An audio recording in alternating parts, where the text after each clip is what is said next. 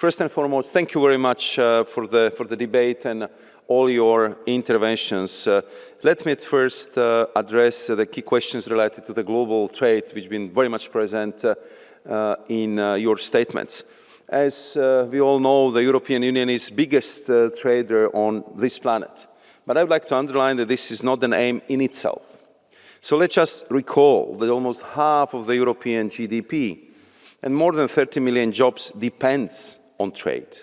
Not only for exports or imports, but also for getting the right components, ingredients, and critical raw materials to make sure that our industry, our economy, our SMEs can produce, manufacture, and general value added here in Europe.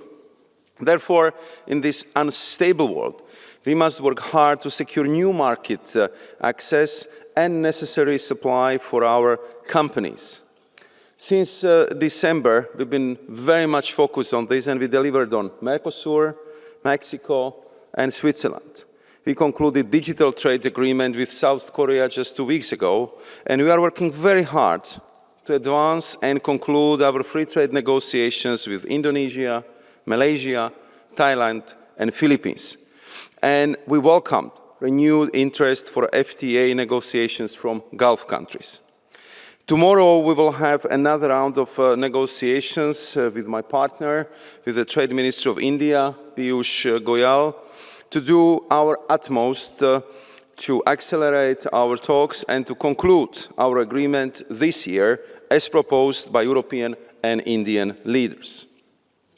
To all those who still doubt the importance of free trade agreements, I would just suggest to compare how our trade patterns looked before and after these FTAs entered into force. And I can reassure you that all of them led to increase of trade, reduction of barriers, new opportunities for our businesses. They simply delivered for European people.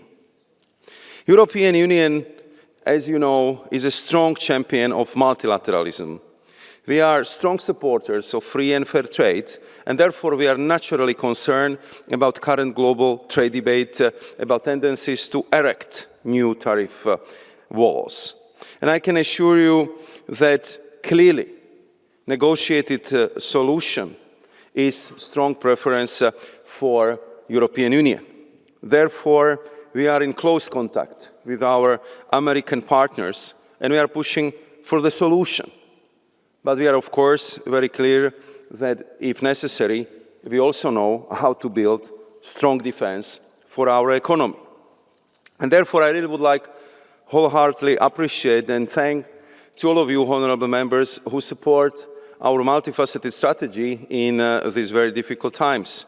Madam Vedren, Mr. Adukaitis, Mr. Kelly just a few moments ago, Madam Zhovko, and leaders of most of the political groups have been very clear on that, and I very much appreciate it.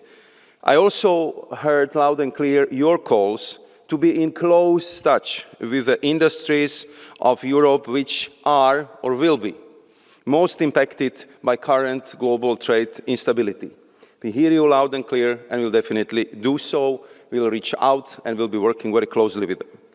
To conclude, Madam President, I also would like to thank all of the honorable members who supported this renewed focus on unchaining the single market.